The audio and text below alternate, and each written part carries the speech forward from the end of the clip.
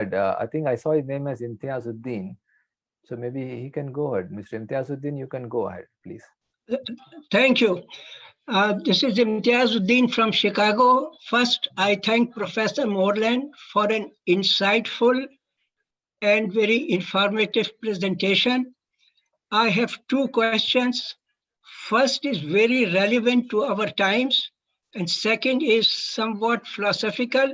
If Professor Moreland skips it, declaring it out of scope of today's discussion, I would not disagree with that. My question, which is relevant to our situation, is the very unfortunate situation in France in particular and Europe in general, Islamophobia and hostility against the Muslims and ill will between Muslims and Macron or the people in power in France. What can be done to lower the temperature, to improve the situation? This constant hostility is no good.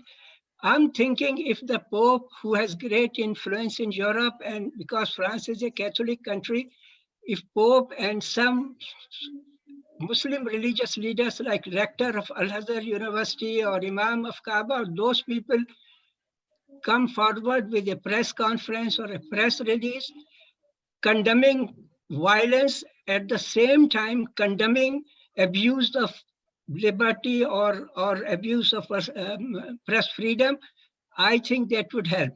What is your suggestion on this? On this suggestion.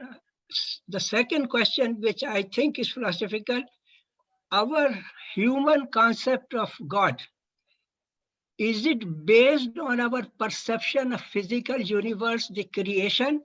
Does God exist, or can God exist in human consciousness without creation or without our perception of creation? Thank you. Okay, great. So thank you so much. To the first question, so I guess what I want to say, well, I want to echo, of course, everything that you've said, that the Islamophobia going on, not just in France, not just in the world, but in particular, I would say in the modern West is a real problem and is inciting violence, no doubt about it. But I guess I want to say that, yes, France traditionally has been a Catholic country, but there's so much in this Islamophobia that comes from this radical secularism, this radical secularist tendency that just assumes that religion is irrational and violent. That I think that is kind of, that's the operative cultural vocabulary that's at work in some of this Islamophobic, some of these Islamophobic tendencies. I mean, they're just crazy things in France with not letting, with forcing Muslim girls in doing co-ed swimming. I mean, with what is it called? Baby boys at birth, circumcision, just the hijab also, perhaps not to allow the hijab. Right, the hijab as well. These just insane, the insane overreach of the secular state, I think, is a harmful player in this, and is a harmful player in a way that's not recognized, and there's like little self-awareness of this. Of course, if Pope Francis can do anything to ameliorate the situation, that would be great. He did just come out with an encyclical in which he cited, who is it? Imam, I'm forgetting his name, but he cited the Muslim imam with whom he wrote a joint declaration, I think no less than 12 times. So he is, in his little way, right? I mean, the popes really can't do, they can do more, I think, symbolically than, well, I mean, no, popes have worked behind the scenes politically as well, but yes, the situation in France and in Europe is something that we all need to attend to. And every arm needs to be at the helm, right? Every hand needs to be working on this. I don't really have anything else insightful to say there other than to echo your concern. And then with the philosophical, or I would read it as a theological question of whether God can exist without our perception of creation. It seems to me that God can exist without our perception of anything, that God's existence is not dependent upon our human understanding of anything, that God is fully who God is, and God creates out of love and freedom. And we perceive God in our own limited and human ways, and so we can apprehend God without comprehending God, but that God does not depend on us or our perceptions in any way whatsoever. Okay. Yeah. Anybody else would like to ask anything? I just like to comment that Imam was called Sheikh Ahmad Al-Tayyib of the Al-Azhar Masjid. He's the one who wrote the thing with Pope Francis. And I think the word you're looking for earlier on, was it burkini maybe? When you're thinking about clothing that people are not allowed to wear. That Was is that the word you're true. looking for? Burkini, yes? No, that is true too, but there are these radical anti-circumcision movements in Denmark and France too, that I think are very pernicious. Yeah. May I ask a question? Yeah, please go ahead. Okay. Having read the Quran and having written your book, what is preventing you from accepting Muhammad as a prophet yourself? Great. So as far as I've gone up to now, is accepting the possibility that Muhammad spoke prophetically like Caiaphas did. So that is accepting Muhammad as a prophet in a very limited and relative sense. It's not a sense that would satisfy you or any other brother or sister Muslim of yours. It's not. And I don't intend it to be, because I do take seriously the fact, it seems to me, that if one is to enter into interreligious inquiry, comparative theology, interreligious dialogue, one has to enter into that dialogue with one's whole mind and heart and soul. And so, do I intend to convert to Islam? Absolutely not. But do I need to be open to the sacred text with my mind, my heart, and my soul? Yes, I do. And so I think I have found a way to be open to the sacred text that coheres with my own very Christian religious worldview. Thank you very much. Yeah, I think that was a personal question, because I thought that should be left to the person, you know. Right now, Anna's main effort is to neutralize the negative tendencies, the caricatures, as he calls them. You know, the medieval caricatures of the prophet were horrific, even from the person whom she quotes liberally and whom she bases her entire thesis on, Thomas Aquinas. And yet she has come and challenged those things. And in fact, in a book, Anna, you do write that you don't agree with Thomas Aquinas, right? Insofar as a description of the prophet is concerned. You make it very clear in your book that you don't agree with him, but you take from his taxonomy of the prophecy itself to open up some space. So that's a good effort, I must say. That's right. I mean, we couldn't read any pre-modern thinker if, in order to draw from that thinker, we would have to draw the entire worldview. I mean, that just doesn't make any sense. Then we couldn't read history at all. Yeah. But I do think, I just want to say, I do think it was a fair question and one that I was happy to answer. I didn't get you. Actually, I think you thought the question was fair and you wanted to, fine, no problem. As long as you found it fair, I have no issue with that. Because some people do ask, like, anybody who speaks in support of Islam, the first question that person is asked, why don't you become a Muslim? I think sometimes we Muslims are obsessed with converting people. We Muslims are obsessed with bringing people to our faith. That shouldn't be the case. That should be, the intention is not that. The intention is have a dialogue, a meaningful conversation to see where we meet, where things intersect. Anyway, I think Afsar Saab has raised his hand. Afsar Saab, can you go ahead? Yes, thanks a lot, Professor Moreland. May God bless you for your effort to better understand each other. Before I ask my question, real quick, I wanted to find out the key elements of your presentation today. Are they taught as a part of your course at the university? They are, yeah. Wow. And with that in mind, how well is it received? I would like you to please comment on both within the Catholic, students, as well as,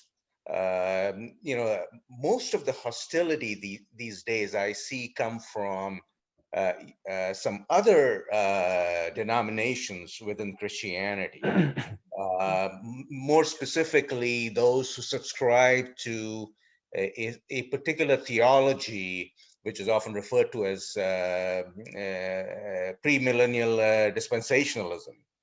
How is it received? Do you encounter students with that, with those beliefs, and how is your course received?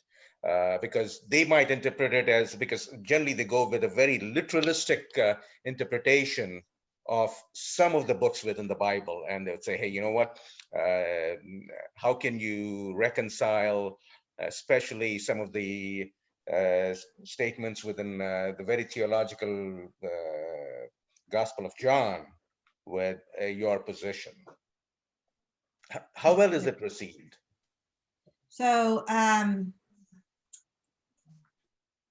I'll give a few different ways to answer that. So I teach 18 to 22-year-olds, mostly Christian students, very few of whom come from the kind of fundamentalist background I think you're mentioning, many of whom are Christian, but are pretty secularized in their intellectual habituations. And they take the course because they know that they are ignorant about Islam and are embarrassed about it. And so they enter the course that way, and they end up learning a lot, not only about Islam, but about Judaism and about Christianity in particular, because a lot of them are not as familiar with their own traditions as one would like, right? I mean, that's a reality that I deal with in the classroom, and that I'm sure I'm not alone in. It is very well received in my own class because I'm a really good teacher, so I can convince the students that it's no, I'm just kidding. But it is well received in the classroom because I do present a whole kind of arc and a narrative that teaches the students, opens the students to this possibility. That said, when I wrote the book, I did not anticipate that it would be well received broadly from two different angles, right? Well, from several angles. And I think that this is the case. We don't know yet, because with the virus, the sort of full launching of the book hasn't been able to happen, right? Because it was published in March of 2020. But I certainly have read critiques kind of from an evangelical Christian perspective that would be kind of from the outset closed to the kind of argument I'm trying to make, from also the sort of secular academic world. It takes as authoritative sources that the modern academy does not take as authoritative. So there are critiques from that angle. And then there are also critiques from, of course, the sort of Muslim angle in the way that Faiz had already mentioned about the sort of colonization of Islam in this way, that I don't buy into. Does that answer your question? Yeah, and particularly, I was also interested in, say if you step outside the academia, if you were to deal with, if you were dealing with the more fundamentalist Christians, Right. A lot of them, I mean, you're relying a lot on, in your interpretation, you're relying a lot on the tradition of the Catholic Church. That's right. Yet, they will not hesitate in identifying the Catholic Church with some of the not so savory, groups of people when they read, say, Book of Revelation or some other books, And so how would you convince them? Because now you're saying, because they won't even recognize the Catholic Church as as acceptable to them. Right. So I guess what I would do, I wouldn't start with my book. If I were having a conversation with fundamentalist Christians, I really wouldn't start with my book. I would invite them more into this, I think the avenue in is the practice of scriptural reasoning that I find so persuasive and really it works, I think, as entryway or a portal through which interfaith inquiry can happen. Because why? Because it does not ask the fundamentalist Christian to leave her beliefs at the door. And I think that's really important. And once the sort of friendships and the intellectual friendships develop in that arena, because it's sort of in a religious dialogue, as we all know, it takes a long time. And I think the fundamental portal is friendship, right? It's not just text, it's people talking to each other. So once they're able to experience and to familiarize themselves both with Muslim friends and readers and with the Quran in particular, and then not read caricatures of the text, but read the text itself in conversation with people who can lead them into the text, again, through vulnerability, then maybe one can have a theological conversation. But to enter into a theological conversation at the beginning, I just don't think we're going to get very far. The doors will be, we need to open a door before we can have the conversation. Does that make sense? Yeah. Yeah.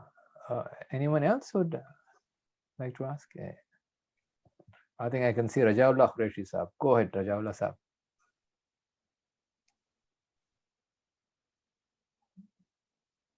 Unmute yourself.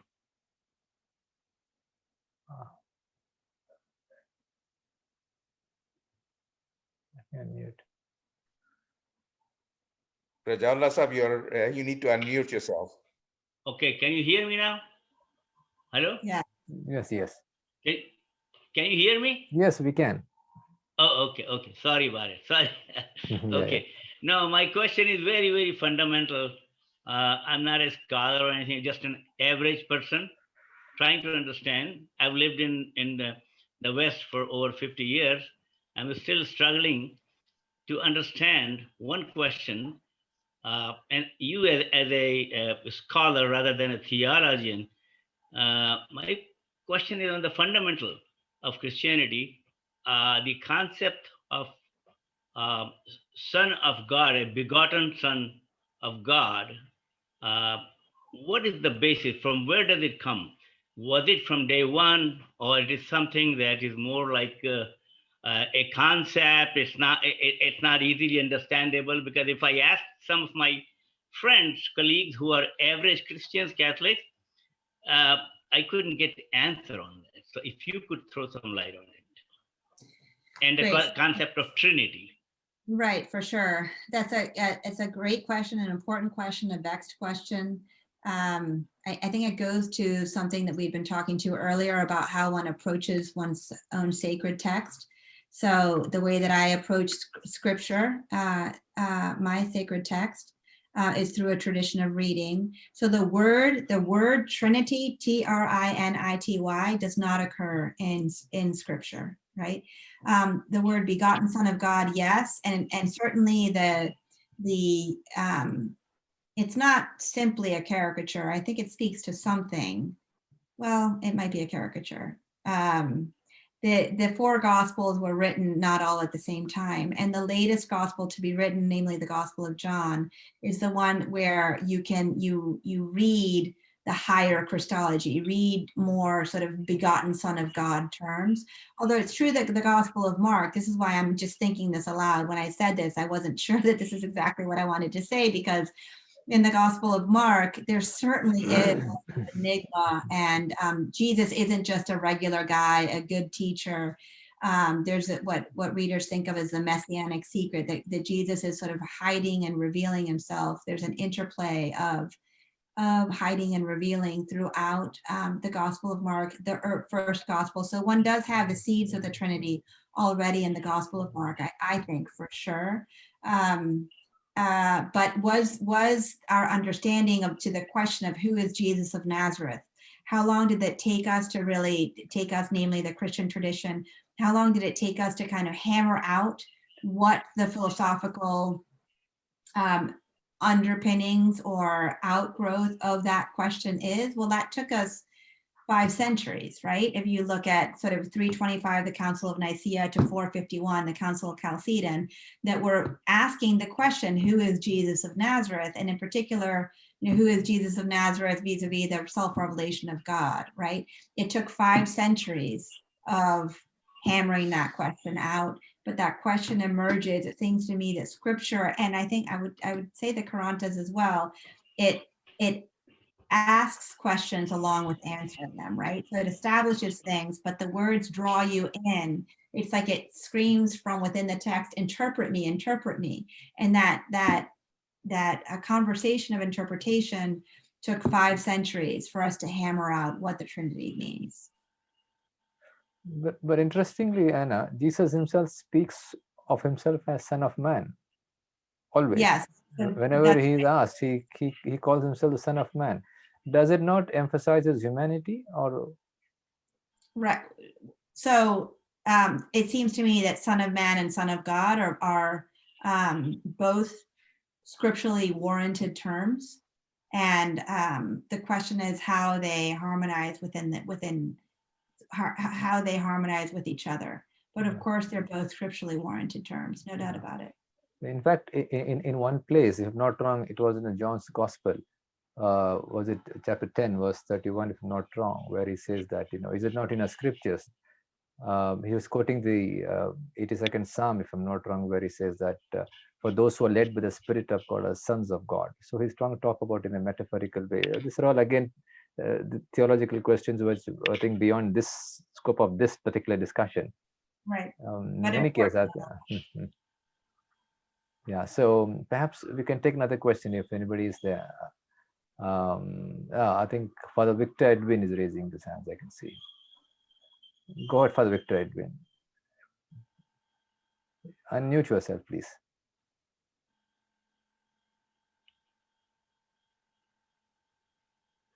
We can't hear you. You're still muted. Yeah, unmute yourself. Yeah.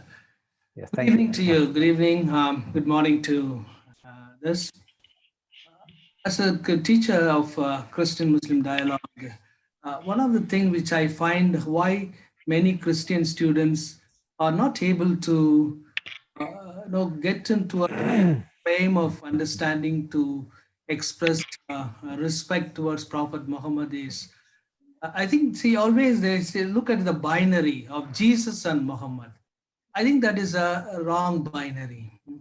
We don't really look at Jesus and Prophet Muhammad, and because of the polemical history in India by the German pietist missionaries, comparing these two, something it has come into, when you think of Jesus, always think of Muhammad. When you think of Muhammad, always think.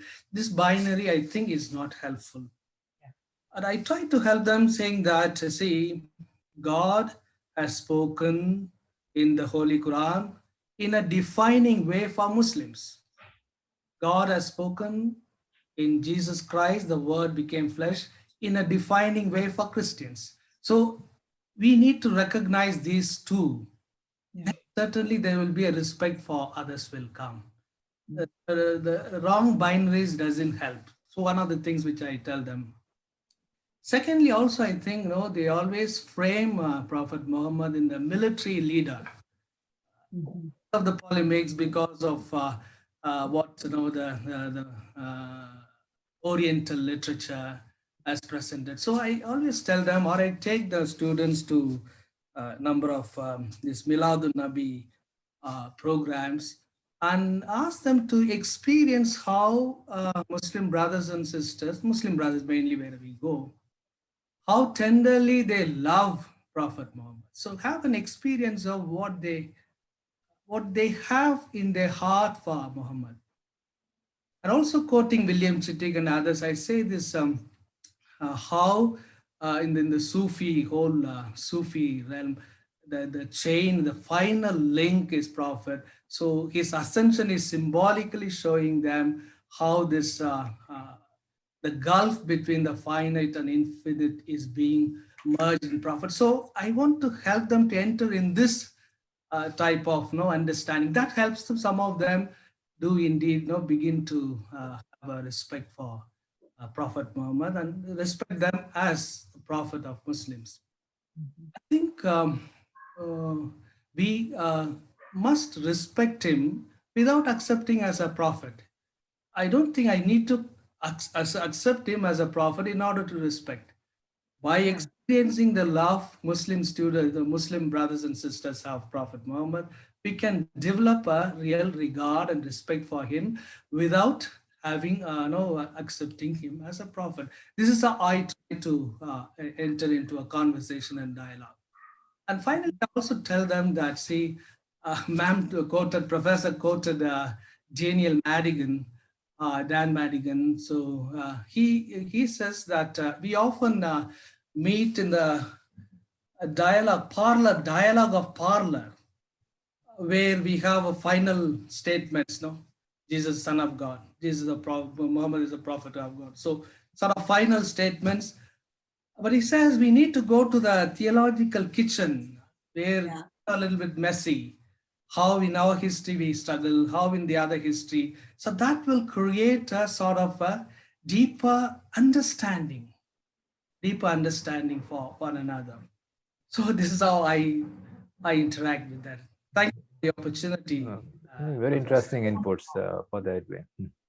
Yeah, and Dan Madigan also talks about theological hospitality, and I love that term too. I love the theological kitchen term as well, and theological hospitality, where God is the host. We're not hosting, but God is the host, and we are the guests, Muslims and Christians together. True, absolutely. Anybody else? Rashid Saab, can you hold on a minute? I'll see if anybody else is not there, then perhaps we'll come to you. Because we thought we can give a chance to others too. Anybody else? Is there? I mean, I can see a few names, a few female names also, Tahira Anwar and Shazia Samreen. Perhaps you could also say something or have any comments to make also.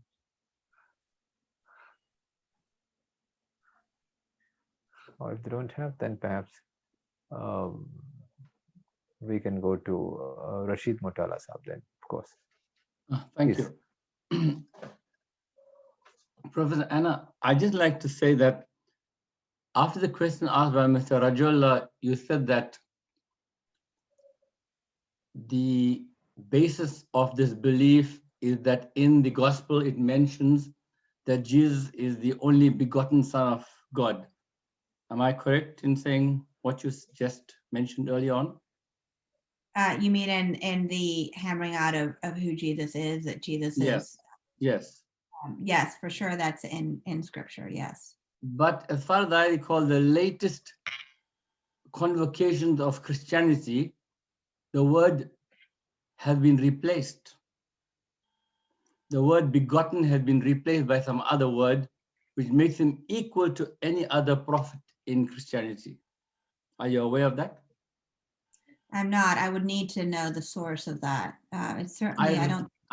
As far as I recall, I read it recently a few months ago, if I recall.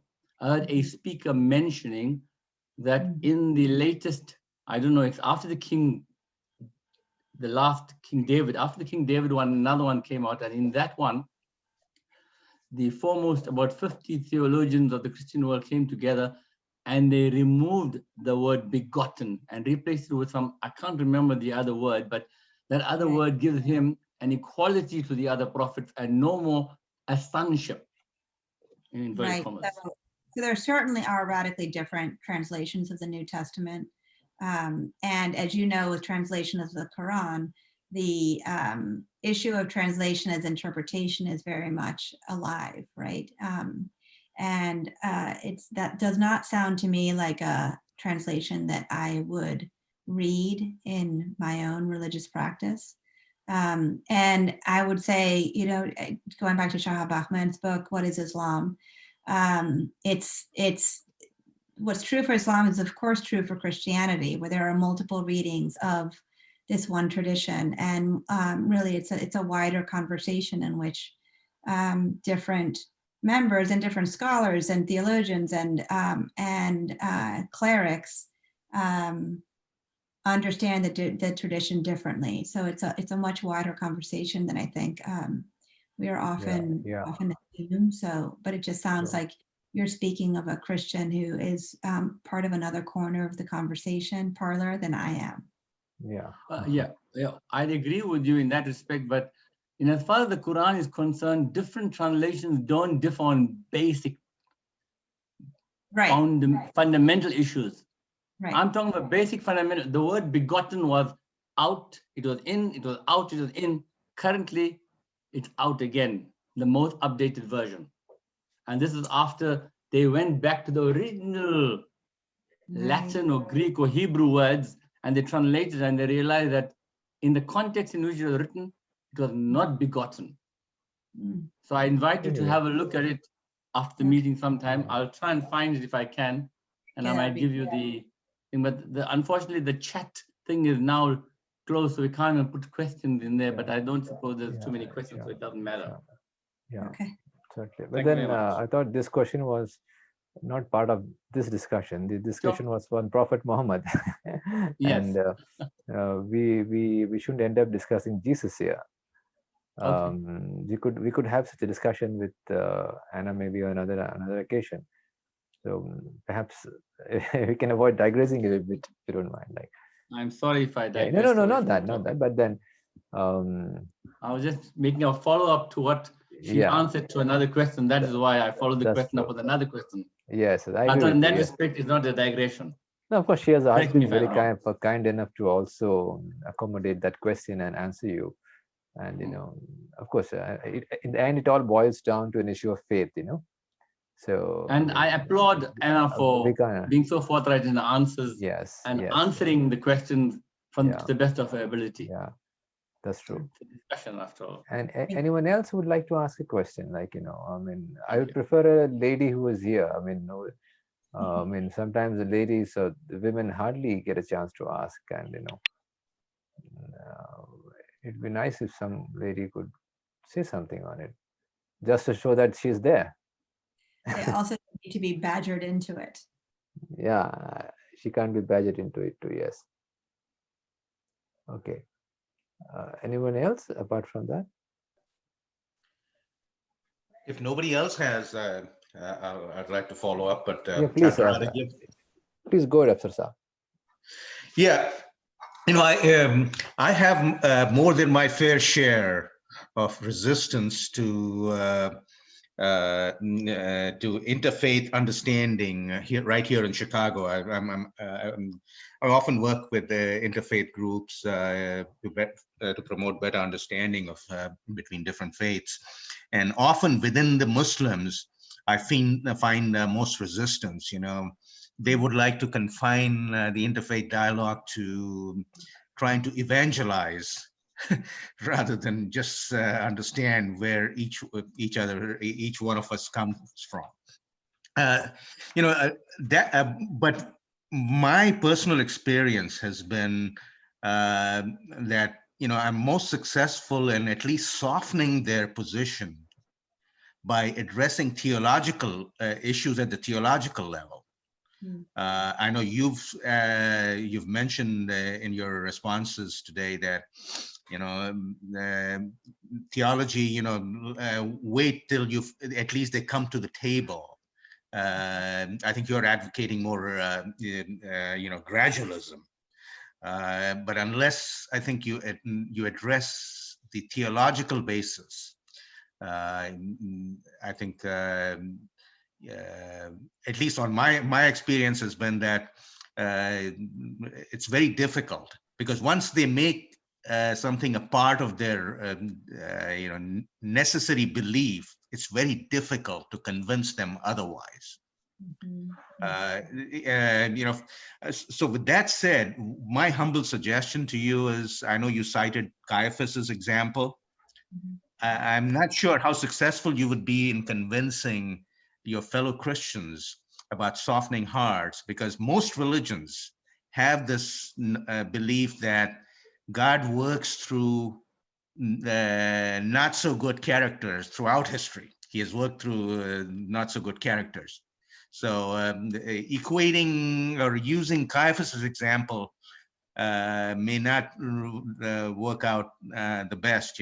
I would rather use, for example, the example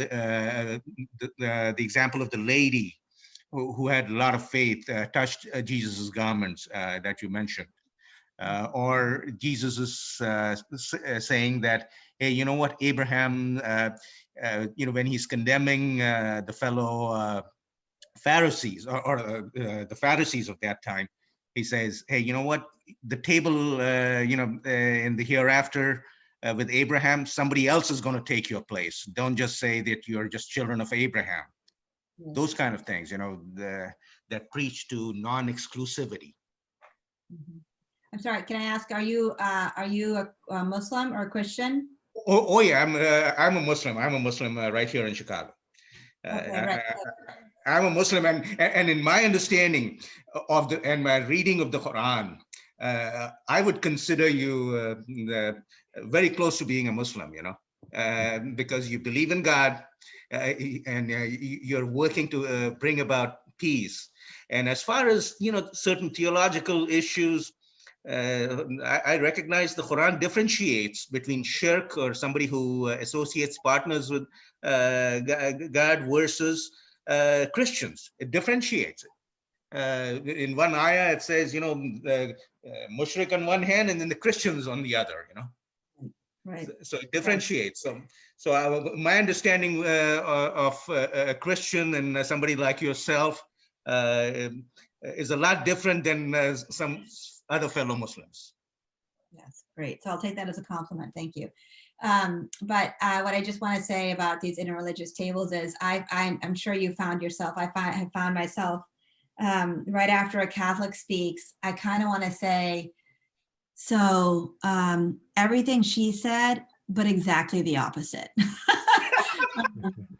So, it's certainly true that that there is plurality within each of our own traditions. I mean, pretty radical plurality, it seems to me, and that complicates the interreligious dialogues we're all part of. And yet coming to appreciate and understand the plurality within these different traditions also, I think, helps to ameliorate some of the points of difference that we think we find.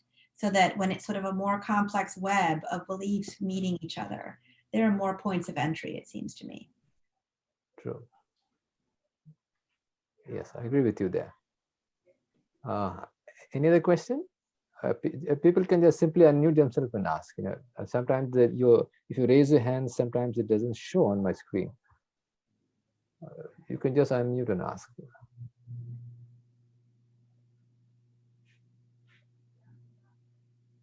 Well, and if there are no questions, then perhaps we have come to the end of our talk, because we started at 7:15, or actually 7:30 to be exact. So we are, it's 9:20 here in India now, almost 2 hours. If Anna would like to go on, if there's a couple of questions, she can take it. Otherwise, maybe perhaps you can call it a day. Sure. Thank you so much for having me. Yeah. Anybody else then? I hope no other question. Mazhar Bhai, you want to ask something? So I thought you raised your hand on the screen. We can't hear you. You have to unmute. You have to unmute, yeah.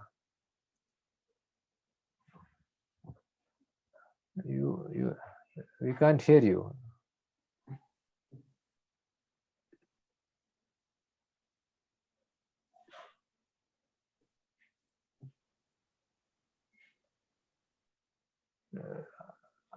I'm sorry, I had not unmuted myself. That was a wonderful presentation by Professor Anna, and thank you very much for so eloquently comparing and then giving the overview of both the religions. One of the participants and speaker just mentioned, when you asked him whether you're a Muslim, so the Quran considers all the believers as Muslims. So everyone, whether you're a Muslim or a Jew or a Christian, if you believe in one God, and that is a Muslim. So by that definition, all of us are Muslims. Thank you. Yeah. Thank you. Yes, I think I think no one can disagree with that. So in that sense, we're also Christians because Christ Yes, stood for the. very true. I'm Yeah, also a Christian yeah, because Christ. Yeah, I believe in Prophet Jesus. yeah. Because Christ, Prophet Christ, when Prophet Jesus, Prophet Muhammad, or Prophet Musa, they all stood for the same values. So obviously, I mean, we all are. I mean, everything. I mean, all these things together: Islam, Christianity, Judaism, in their original sense, in their true sense. So I think perhaps if Anna, you have any concluding comments to make, perhaps you can make, and then we can end the discussion because we have reached almost 2.5 hours now. Great. No, thank you. I've really enjoyed being with you. It gave me an opportunity to talk about my book, which I enjoy talking about, and I've met new friends. So I'm just an email away. Sure, wonderful. And I mean, thank you so much for spending 2 hours with us on a Sunday. That's not easy, I know, but your commitment to the cause is really commendable. Thank you so much, Anna, for being here. And inshallah, this is just the first of our interaction, several of first of our interactions, and there will be several more, I'm sure, inshallah. And I mean, we look forward to having you again on this forum. Thank you. It's been an absolute pleasure listening to you and also reading your book. Thank you. Likewise, and I'll sign off. So thank you so much. Thank you so much.